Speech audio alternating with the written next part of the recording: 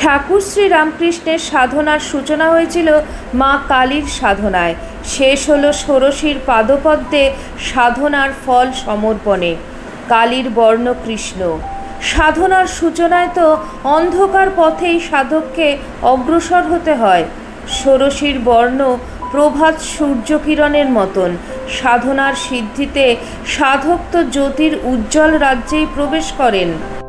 ষোড়শী দশমহাবিদ্যার তৃতীয় রূপ। যিনিই কালী তিনিই ষোড়শী। শুধু নামভেদ, শুধু রূপভেদ। তাই ফল সমর্পণের জন্য, সাধনার পরিসমাপ্তির জন্য শ্রী শ্রী ঠাকুর বেছে নিয়েছিলেন ফলহারিণী কালী পূজার রাত্রিকে।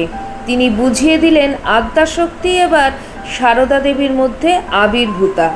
কালীতে যার সূচনা, ষোড়শীতে তার পরিসমাপ্তি। ষোড়শী দেবী জ্ঞান, ইচ্ছা, ক্রিয়াময়ী। তিনি জ্ঞানরূপা সরস্বতী। ঠাকুর শ্রী শ্রী মায়ের প্রসঙ্গে বলেছেন, ও সারদা সরস্বতী জ্ঞান দিতে এসেছে।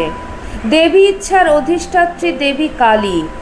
ঠাকুর ভবতারিণী মা আর সারদা মাকে সমান দেখতেন। একদিন মা ঠাকুরের পদসংবাহন করতে করতে জানতে চাইলেন, আমাকে তোমার কি বলে মনে হয়?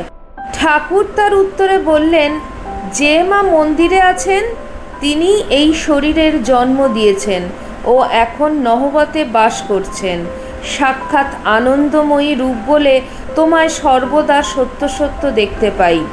ক্রিয়াশক্তি রূপে দেবী হলেন বগলা বা মা দুর্গা। শ্রী শ্রী মা নিজে মুখে তার বগলা রূপের কথা বলেছিলেন। স্বামীজি তাই শ্রী শ্রী মাকে মা বগলার অবতার জ্যান্ত দুর্গা বলেছেন। বেলুর মঠে শারদীয়া দুর্গাপূজায় মা দুর্গার প্রতিমায় পূজা করে স্বামীজি আসলে মায়ের পূজা করেছেন। স্বামীজি স্বয়ং শ্রী শ্রী মাকে সংঘজননী এবং রক্ষাকর্ত্রী পালনকারিণী রূপে, সংঘের অধিষ্ঠাত্রী দেবী রূপে প্রকাশ্যে তার পরিচয় ঘোষণা করেছেন। সেই দেবীর বোধন করেছিলেন ঠাকুর শ্রী শ্রী রামকৃষ্ণ পরমহংসদেব নিজে ফলহারিণী কালী পুজোর নিশীতে। জয় ঠাকুর, জয় মা, জয় স্বামীজি।